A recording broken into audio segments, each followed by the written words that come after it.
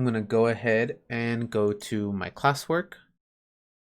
We're going to go to our digital rooms here. And we're going to go to, oh, I missed it there. Our writing room. We have two things we're going to be looking at for verbs today. The first one is going to be a book about verbs. The next one is going to be a lesson, right? Let's look at this. This is going to be a video for verbs. Go ahead and open that up. If You Were a Verb by Michael Dahl. Illustrated by Sarah Gray. Looking for verbs? Watch for the big, colorful words in the example sentences. If you were a verb, you could swim, dance, paddle, cartwheel, tiptoe, leap, travel, or plunge.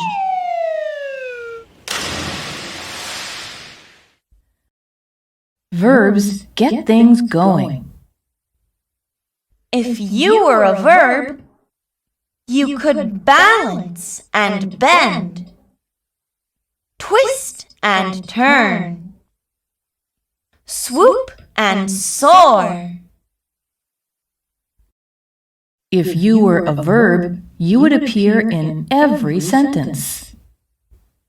You would be in every book, every newspaper, every magazine, and every letter ever written. If you were a verb, you could be an action. The mighty ship sails out of the harbor. Waves crash against its side. Seagulls scream overhead. If you were a verb, extra words would help you show action. These extra words are called helping verbs. You may give the usher your ticket now. The popcorn will be popping soon. The movie has started on the big screen. Shh. If you were a helping verb, you would have 23 members in your family. May, might, must. Be, being, been. Am, are, is. Was, were, do, does, did, should, could, would, have, had, has, will, can, shall. If you were a verb, you could link things together. You would be a linking verb. Sometimes linking verbs are called state of being verbs. The swimmer was tired. The beach ball is floating. The lifeguards were done for the day.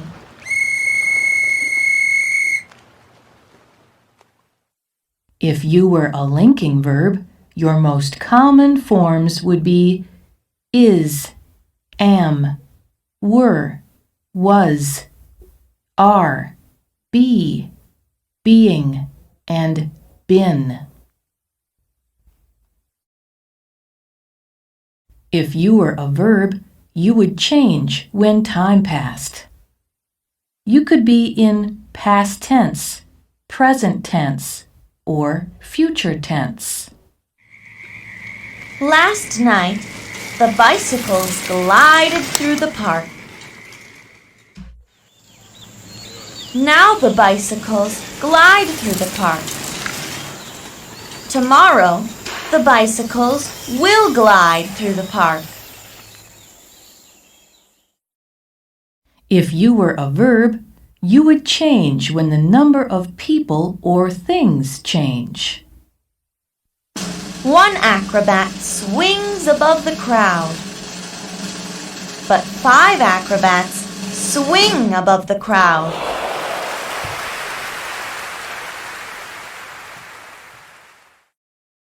If you were a verb, you would get together with other verbs to make cool and exciting sentences. The rocket speeds toward the space station that whirls and spins above Earth.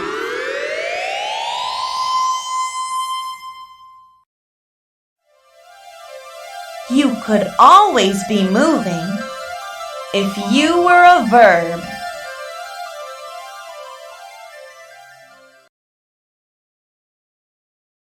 Okay, so there was our book about verbs.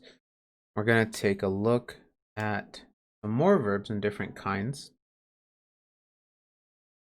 That will also be in that writing room.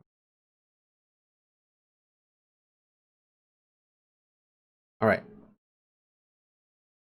So here we have another video. All right. So again, we're going to go ahead and just turn off our videos for a little bit so we could watch video over verbs.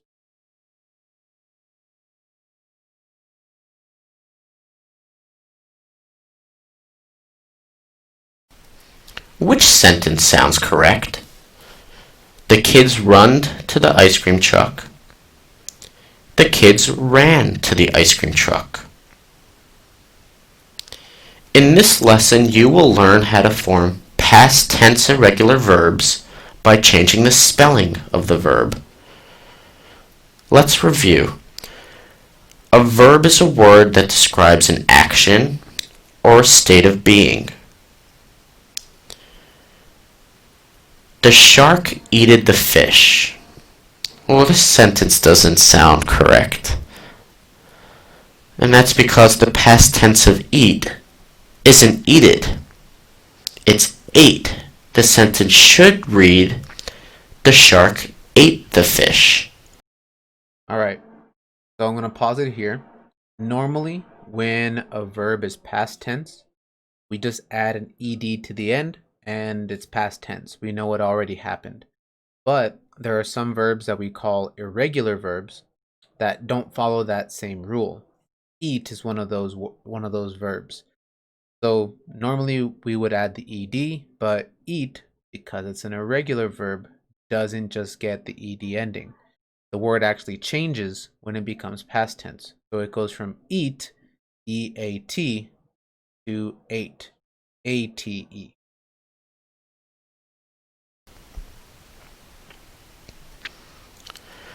I walked to school. I walked to school. I walked to school shows the present tense. It's showing an action that's happening now. I walked to school is the past tense of the verb. It's an action that has already happened. Now, unlike regular past tense verbs, some verbs have special spellings to show the past tense. And that's why they're called irregular verbs. If you're not sure whether a past tense verb adds ed or changes the spelling, think about how each verb sounds and looks. You'll need to use what you know about the way words look and sound to help you in sentences. Ask yourself, does the verb look right? Does the past tense verb sound right? Now for this part, we do have to be kind of careful because sometimes the way that we talk or the way that other people talk, we don't always speak perfectly. Sometimes we make mistakes. So these are good tests, seeing if it looks right to you, if it sounds right to you. But just remember that people make mistakes, and so sometimes we get used to hearing things that are wrong. And so we might not recognize immediately that, oh, this is a mistake, because maybe oh, that's the way my brother says it, or that's the way, I say it, that's the way mom or dad says it. And it doesn't mean that any of those people are suddenly bad people. It just means that when we talk to other people, we're not always being correct or perfect all the time. We make mistakes. I doed my homework before dinner. Does the verb here look right?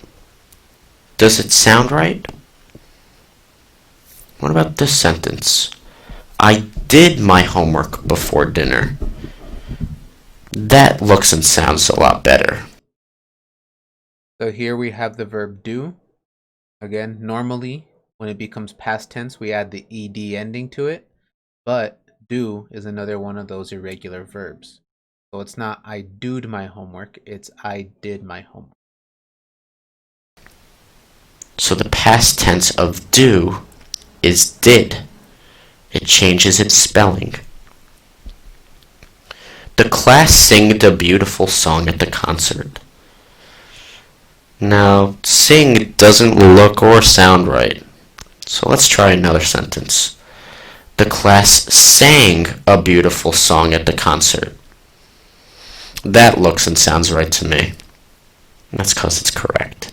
So the past tense of sing is sang. Now, some verbs change their spelling a third time in the past tense if they're used with a helping verb like have, has, or had. So now I see a clown. Yesterday I saw a clown. I have seen a clown before. The green sentence is the present tense. Your present tense verb is see. The red sentence is past tense. The verb changes to saw. Now the blue sentence is also the past tense, but we're using a helping verb, have, so the spelling of the main verb now changes again to seen. So hopefully these examples have helped you recognize if present tense verbs have irregular past tenses. And you can do this by asking yourself, does the verb look right? Does the verb sound right? In this lesson, you have learned how to form past tense irregular verbs by changing the spelling of the verb. Which sentence sounds good? Okay. Turn our cameras back on.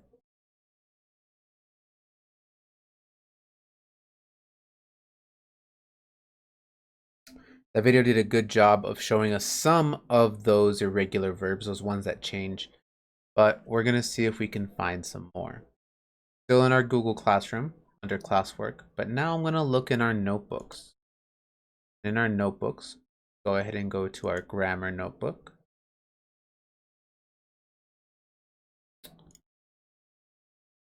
And we're going to go ahead and take a look at verbs. Okay. Like we saw earlier, verbs show us some kind of action.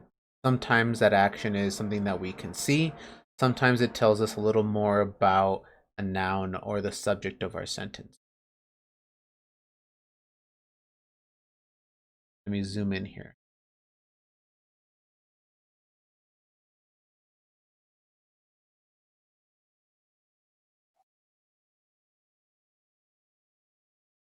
So, like I said, verbs show an action or a state of being. So they show something about that, how it is. And when they become past tense, when it's something that happened, whether it was 5 minutes ago, whether it was 5 days ago, 5 weeks ago, or 5 years ago, they become past tense.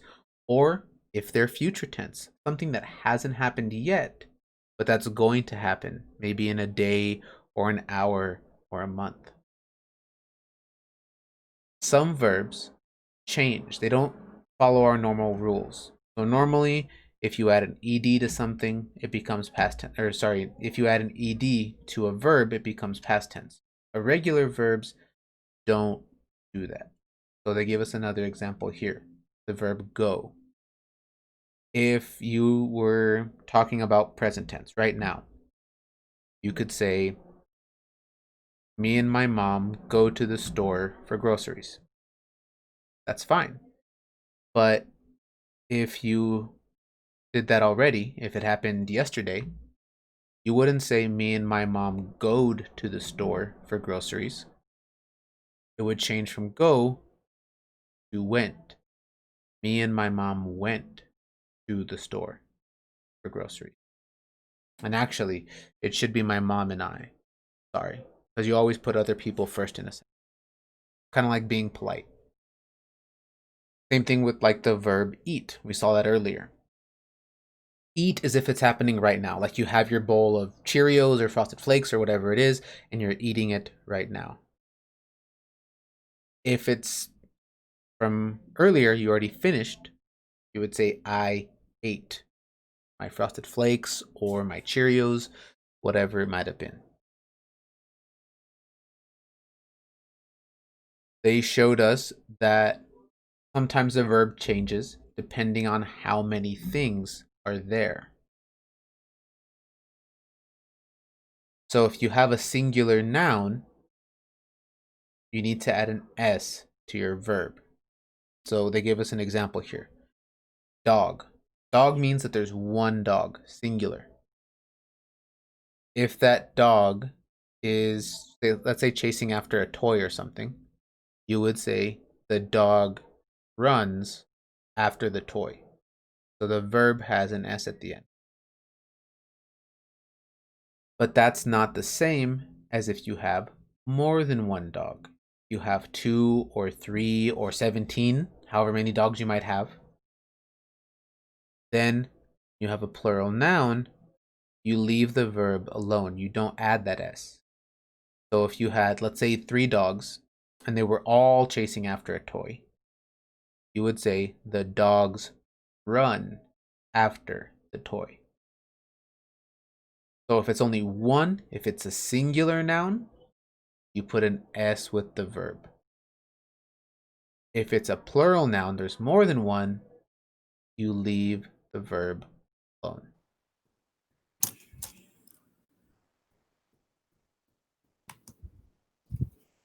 We do also have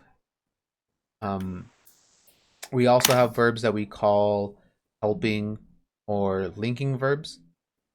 We're not gonna go too far talking about them right now. We're gonna continue talking about them next week. But helping or linking verbs they're not the kind of verbs that necessarily will show the action, but they will let you know who or what is doing that action. Okay? That's what helping and linking verbs do. And whoa, a little bit too close there.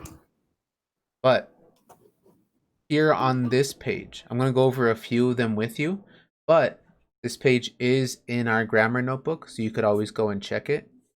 Here are some of those irregular verbs. So if you see at the top, it tells us the base form. So that's like regular present tense. And then the past. And then they have past participle, okay? So those are like what happens when the verb is already done. So let's look at some of these examples. We have go. So go is present tense. In past tense, you would say went. Or if you're using past participle, you would use gone. So you could say, again, my mom and I go to the grocery store for, I don't know, for milk, I guess. Be fine. If it happened yesterday, my mom and I went to the grocery store for milk. Or you could say, my mom and I had gone to the grocery store. Let's see if we can find another. Ooh, lend. So lend is one that I do hear people make mistakes with kind of often. So lend, like when you have something and someone wants to borrow it and you give it to them for a little bit before they give it back to you. That's present tense. So I will lend you my pencil. If it happened yesterday, it's not lended, it's lent. I lent you my pencil. And in this case, the past participle is the same. It's still lent. So you could say, I had lent you my pencil, or I lent you my pencil yesterday. Let's see if we can find another one that people will have mistakes.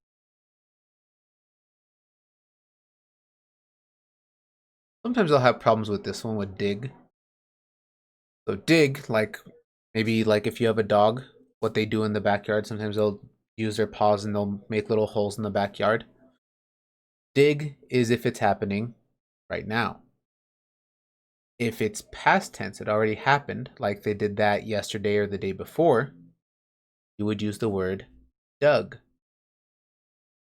So it's not digged with an ed, it's dug, D-U-G.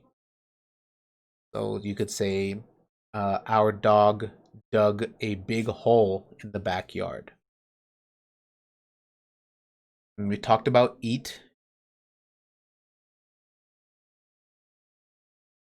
Oh, actually, see. So see is right now, present tense. If it's past tense, it turns to saw. Or if it's past participle, it's seen. So if we're talking about, let's say, a movie. So I want to see that movie, present tense. Or if it's something that you watched it before, we would use saw. Oh, I saw that movie. Or seen. I had already seen that movie before.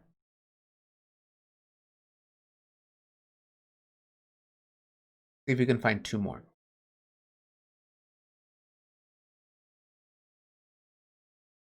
Sleep. Sleep is another one. So sleep is like right now, present tense. Past tense or even past participle, it becomes slept.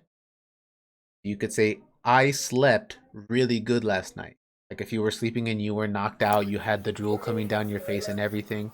Or if it was one of those nights where you can't get comfortable for a long time and you're turning over on your back, on your side, on your other side, on your face, back to your back, maybe you could say, I slept badly or poorly last night. Those one of those nights where you can't get comfortable, you keep turning and tossing and trying to get comfortable. Let's look for one more.